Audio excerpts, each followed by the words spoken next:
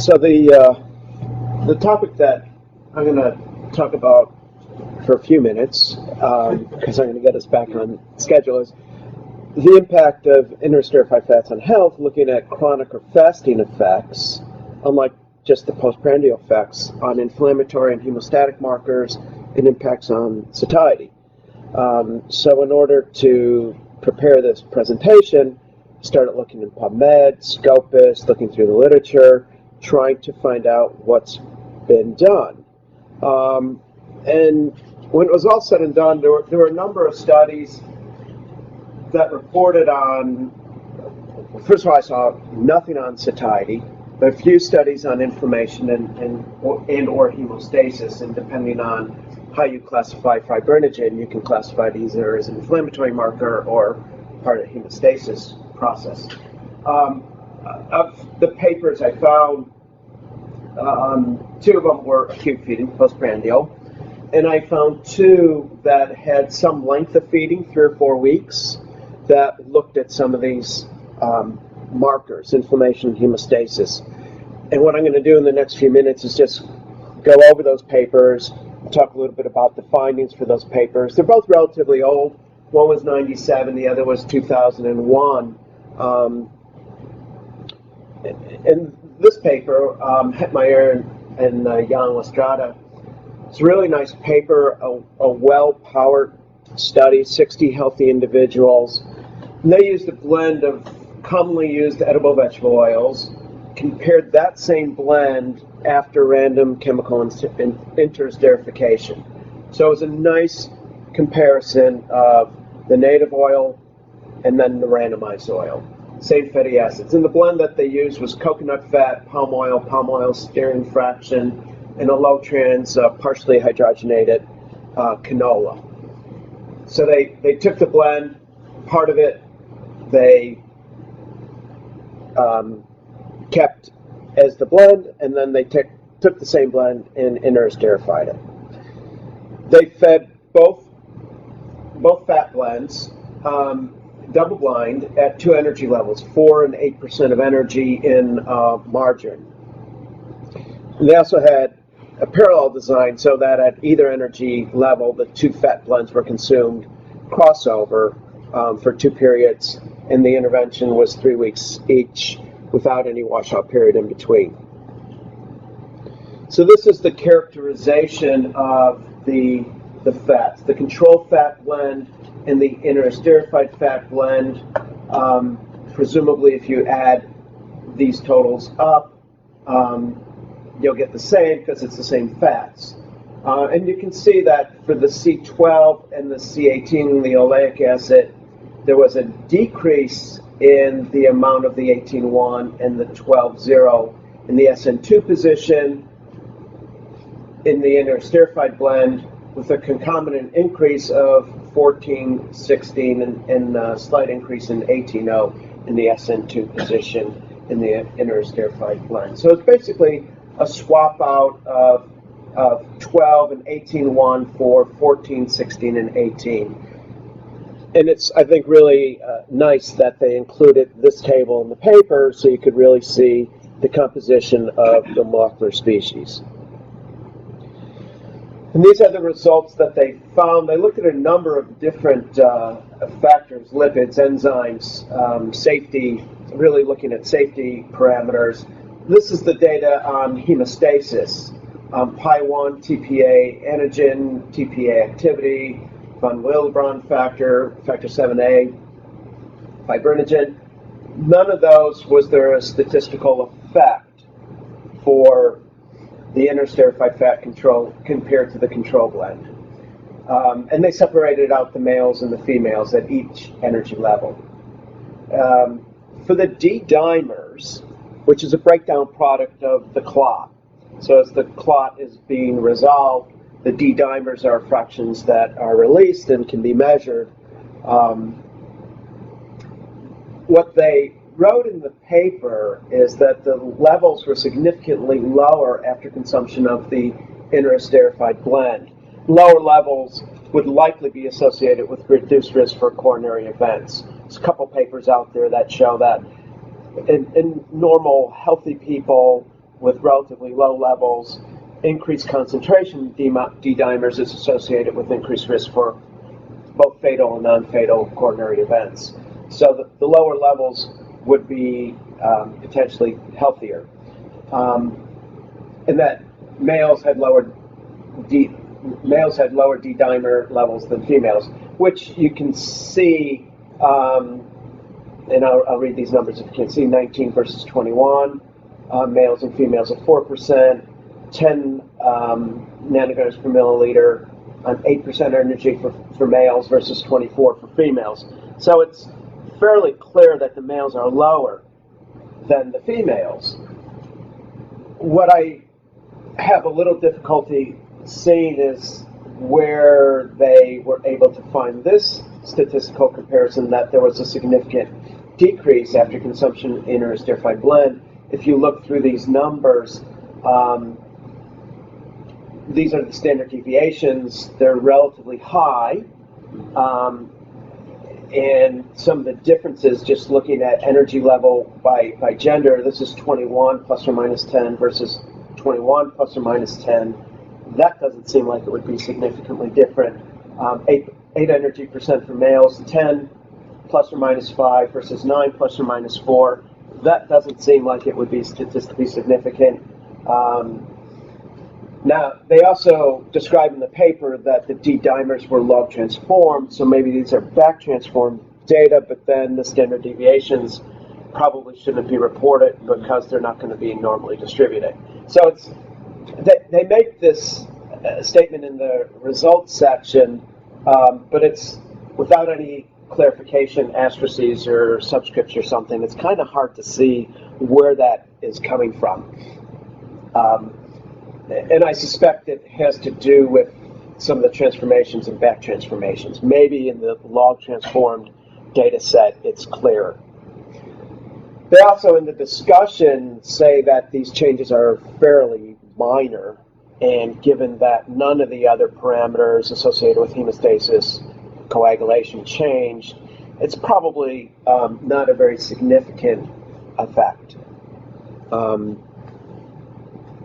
So just to summarize, I think they had great dietary control. It was a well-controlled dietary intervention, a good control group, if that's the question that you're going to ask, powered well to look at the D-dimer effect.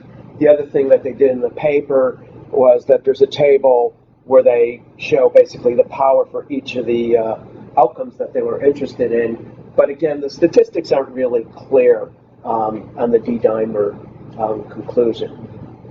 They really did a good job in characterizing the interesterified fat, and I didn't see that characterization in a lot of papers.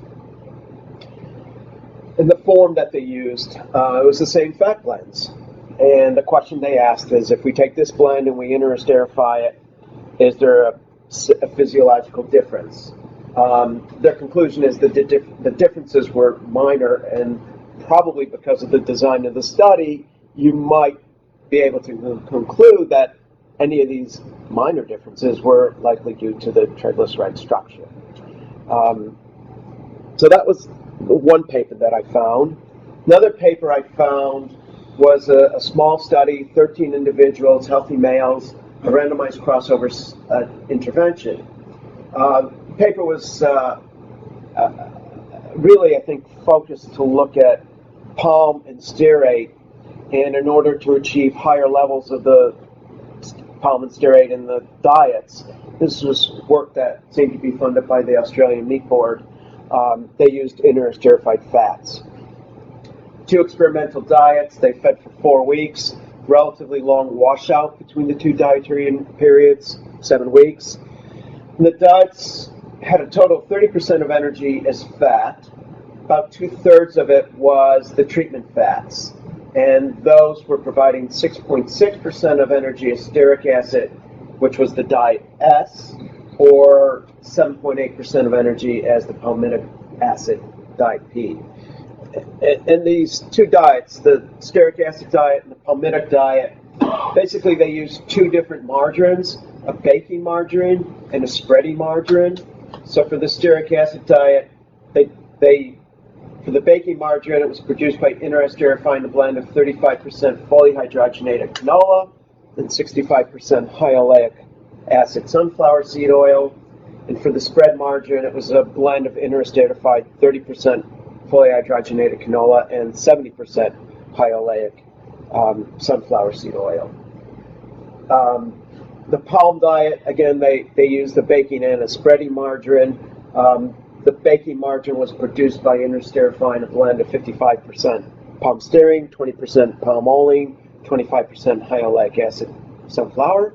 And the spread margarine was a blend, again, Interesterified, 50% stearin and 50% of their high oleic sunflower oil. There were some differences in the oleic acid content of the two diets. So these are the results. I highlighted the factor 7 activity and prothrombin time because those are results for the hematological parameters that had some significance. The other markers that they looked at, fibrinogen, APTT, AT3, plasminogen, there was no significant effect. The effects that they saw for factor 7 activity and prothrombin time were time effects. So it was really not an effect of diet S versus diet P, but an effect of being on, and the best I can tell from their statistics, being on diet S, there was a decrease in factor 7. But it doesn't seem as though there is a statistical difference between having that palm or stearate enriched in the SN2 position.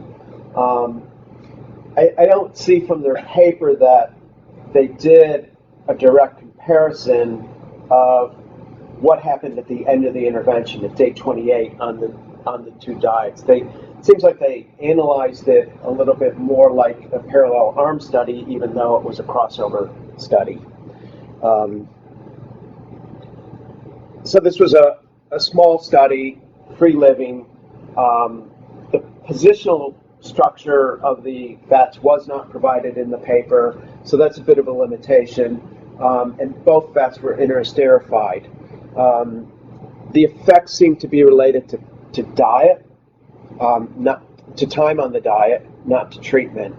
And there wasn't any treatment where they compared a non-Interesterified fat with an Interesterified fat. So, to summarize, after going through as many databases as I could, looking for papers, I really found these two papers where feeding lasted more than a couple of hours. So really, there's just a lack of information on how interesterification might affect risk factors for cardiovascular disease, perhaps diabetes and some other chronic diseases, beyond what we know about lipids and lipoproteins. If we're going to answer some of these questions, there's a desperate need for some randomized controlled trials, well-controlled studies. And I think one of the important things is you have to define the hypothesis. The one paper was clearly looking at the effects of interesterification. Take a blend, feed the blend, interesterify the same blend, and feed it. Fatty acid composition is the same, everything's the same, except the distribution. It was random interesterification. That is a different question than the second paper where they were really trying to load up palm versus stearate. And I think, and this was the comment just made, we need to be smart about how we design the diets to make sure that we're getting a functional comparison rather than something that might be biologically interesting. I think the analogy would be when we compare trans fatty acids to oleic acid. It's an interesting comparison, but functionally it's probably not as important as comparing trans fatty acids to stearate or saturated fatty acids, where we're going to get some of the same functionality. So I think once we define the hypothesis and figure out what question we want to ask, then we can design what the diets need to look like to answer those questions. And obviously, something that always comes up is how long do we need to feed for. Some of that ends up being dictated by availability of the fats or availability of the funds. But especially for some of these outcomes that are not cholesterol related, how long do we need to feed to get meaningful results is I think, a question. And then what markers of inflammation and hemostasis should we include? And, oftentimes we end up doing a lot of analyses because we're not sure what is most biologically relevant, and whether that's the right approach or not, I'm not sure. And whether you would design a study with inflammation and hemostasis as a primary endpoint or not, I'm not sure is really the way to go. I think, maybe look at some other endpoints that we know have important clinical significance and look at some of these other markers as ancillary markers, albeit important, but maybe ancillary to a different primary outcome.